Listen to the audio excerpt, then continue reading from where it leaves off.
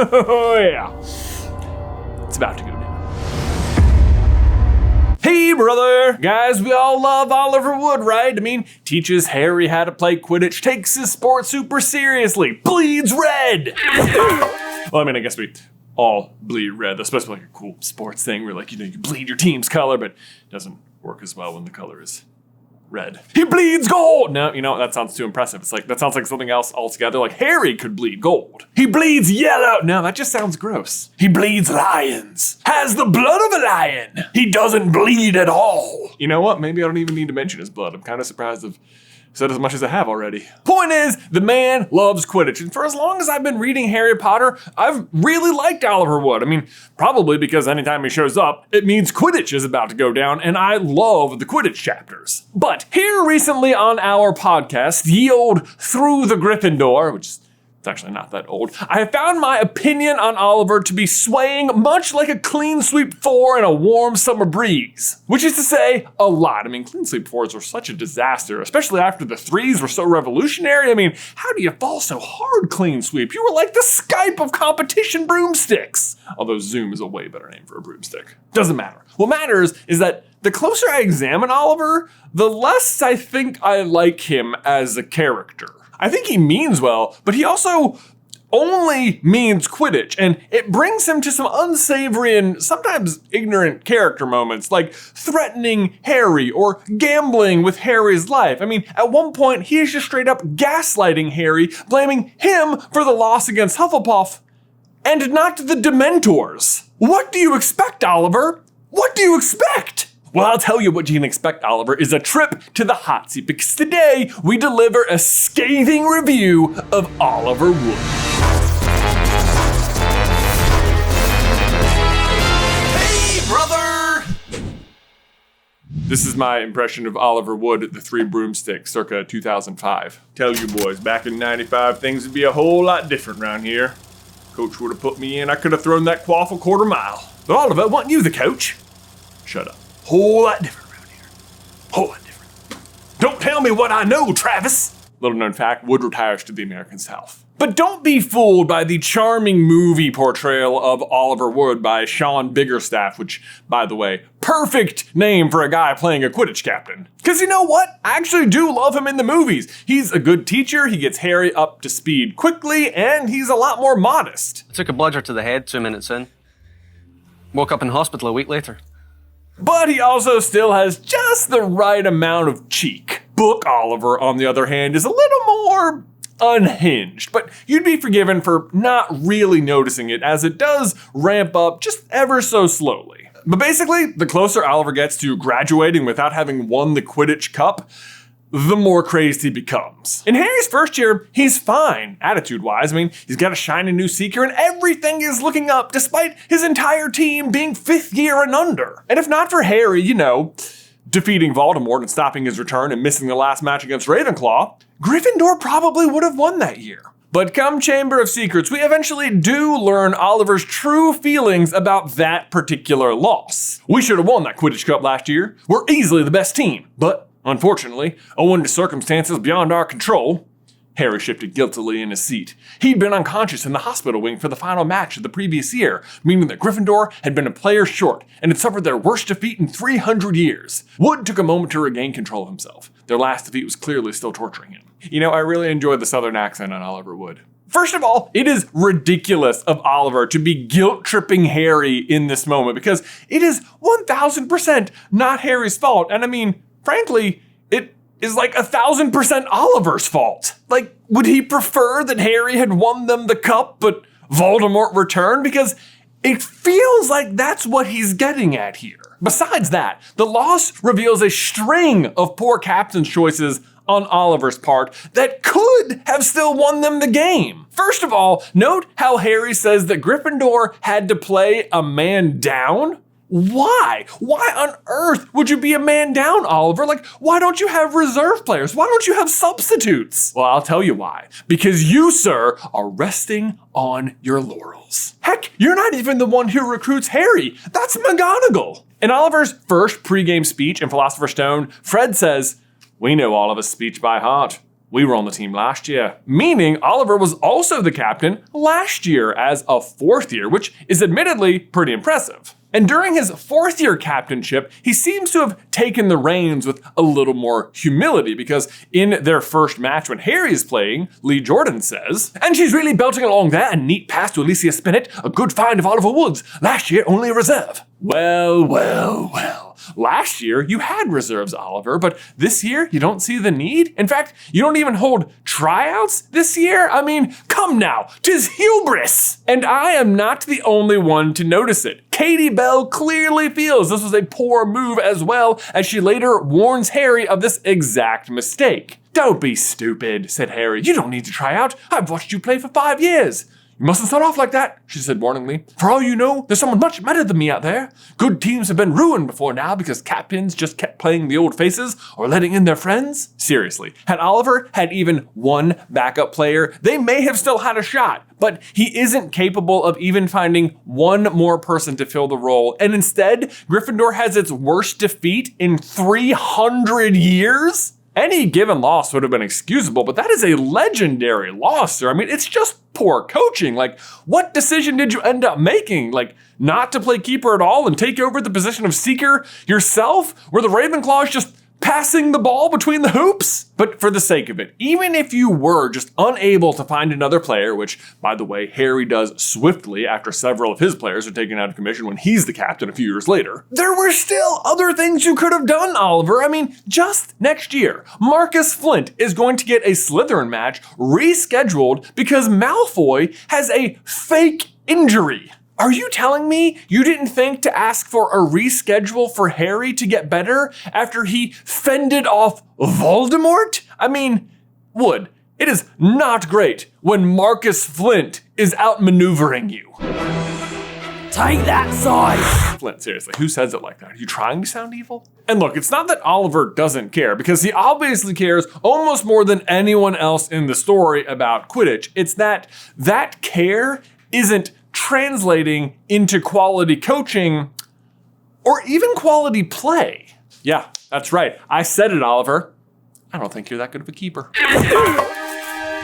But before we get into the proof that fully supports that idea, we need to take a brief pause to give a huge thank you to today's sponsor, Bespoke Post. Y'all, fall is just around the corner. As things are nearing on cooling off, I have to tell you that my family is getting excited at the prospect of camping. A prospect which will be made all the more awesome thanks to Bespoke Post's new premium lineup of their famous Box of Awesome. My premium box, called Caravan, is going to be perfect for family outings into the wilderness. It comes with a mesh gear duffel, which is perfect for wet gear that you don't want getting all heinous stuffed away somewhere. A handy shoe storage bag that'll keep your car free from all that debris you're picking up while you're foraging for berries.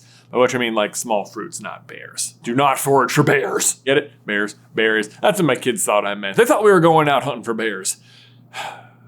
We weren't. And last but not least is the awesome ground mat, which is upcycled from air mattresses otherwise destined for the landfill, which gives you a handy place to remove all those mucked up boots. So be sure to check out the new premium collection of boxes from Bespoke Post. It's free to sign up and you can skip a month or cancel anytime. And you can get 15% off your first box when you sign up at boxofawesome.com and enter the code SUPER at checkout. That's boxofawesome.com, code SUPER for 15% off your first box. boxofawesome.com, code SUPER. Link is in the description down below. Okay, but back to Oliver, because I'm not so sure this man is even good at Quidditch. I mean, for one, upon graduating Hogwarts, despite focusing on nothing else, he ends up on the practice squad for Puddlemere United. Which, to be fair, not nothing. But if you don't know, practice squads are basically just used by pro sports teams to, practice with. It's like extra bodies that the main roster can use to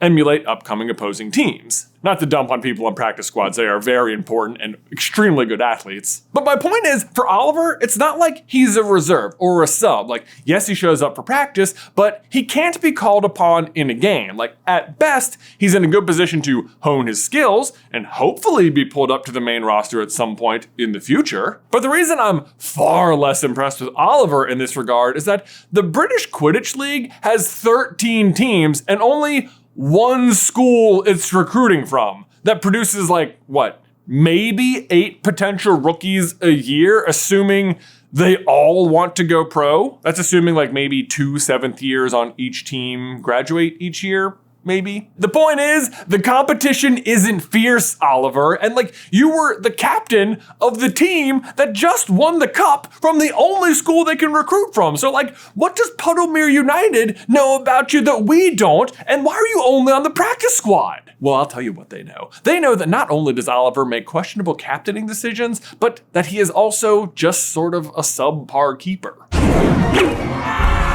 Another goal for Slytherin! Which, yes, I know, that feels impossible. He has all those cool saves in the movie, and you just take it for granted that Oliver's a really good keeper. But even he seems to know the truth of things when he gives his speech at the start of year 3. Harry's year 3, Oliver's year 7. And we've got a Seeger who's never failed to win us a match, Wood rumbled, glaring at Harry with a kind of furious pride. And me, he added as an afterthought. We think you're good too, Oliver. Well, what do you think? Was that a rare moment of humility or the truth?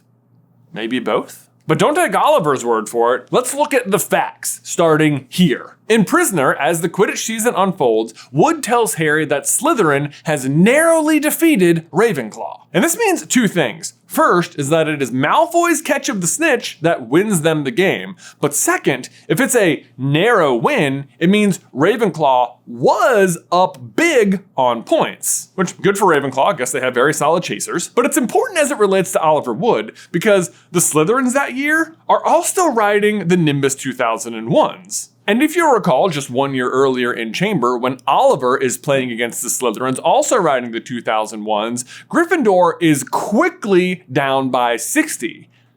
He cannot stop their shots. Meanwhile, the Ravenclaw keeper is clearly keeping it tight and not letting in goals. I mean, he is forcing Malfoy to catch the snitch before things get out of hand. So yeah, I feel like Puddlemere's got it right. I mean, if Wood can't handle the 2001s, what's he gonna do against professional level firebolts? And then consider how the crowd reacts to Ron's play versus Oliver's. Ron's goalkeeping is so spectacular in their final game in Order of the Phoenix that it eclipses the play of literally every other player on the field, and he leads them to victory. You know, with Ginny catching the snitch. But nonetheless, it is Ron the entire crowd is chanting for afterwards. Then, not for nothing, but when Ron plays Slytherin in year 6, who at this point, admittedly, they probably graduated a bunch of those 2001s, but he stops all of their shots, and it is Gryffindor who is up by 60. Which, yes, in case you're wondering, that was the Felix Felicis placebo game, but at the end of the day, still all wrong. But let's get back to Oliver, because I hear you guys. There's nothing wrong with being extremely into a hobby or sport and also not excelling into a professional level. Like, that's fair. And if Oliver was just a Quidditch enthused high schooler, then yeah, this would be totally acceptable. But he's not. Oliver is a little bit more than that. I mean, he is verging on toxic competitiveness to the point where he starts making veiled threats and loses concern for Harry's safety. First, there's this in regard to Harry's viability versus the Dementors. After the last match, you know, if the Dementors come to the next one, I mean, we can't afford to, well, I'm working on it, said Harry. Professor Lupin said he'd train me to ward off the Dementors. Ah, well, in that case, I really didn't want to lose you as Seeker. And not because he isn't willing to risk Harry's safety, but because he's not willing to risk the loss. Then, later, in the exact same chapter, McGonagall got a bit shirty with me, told me I got my priorities wrong. Seemed to think I cared more about winning the cup than I do about you staying alive, just because I told her I didn't care if it threw you off so long as you caught the snitch first. Honestly, the way she was yelling at me, you'd think I said something terrible. I agree, it's a funny line, and yes, I will be using shirty as a verb henceforth, but this is also the chapter where Oliver waves aside the fact that convicted murderer Sirius Black is after Harry, only focusing on the fact that he might get to have a firebolt on his team. It's a pattern of behavior, Oliver, and a reckless desire to win at any cost, including death. It's blaming Harry for the loss in his first year when you didn't hold tryouts. It's blaming Harry for the loss to Hufflepuff and not for the arrival of the Dementors. Ron, tell him he needs to sort out his priorities. Bet you I could throw this quaff over that mountain. But there you go, guys. Those are our thoughts on Oliver Wood. Let me know in the towel section who else deserves a scathing review. Y'all have no idea what it was like. I mean, back in my day, I was the greatest keeper Hogwarts had ever seen. I mean, undefeated Gryffindor squad. 3 years in a row. 3 years in a row. I remember one game, Slytherin, they were up 100 points and our Seeker was down. They were barreling down on me. Flint thought he had me, but I swept left. I swept right. I must have stopped 10 goals in the last 60 seconds alone. In that last one, you remember that last one? One hand, I got it. Woo, boy. Woo. Good times. Good times. They all went pro, but someone had to stick around and teach the next generation. I'll put that on my own back.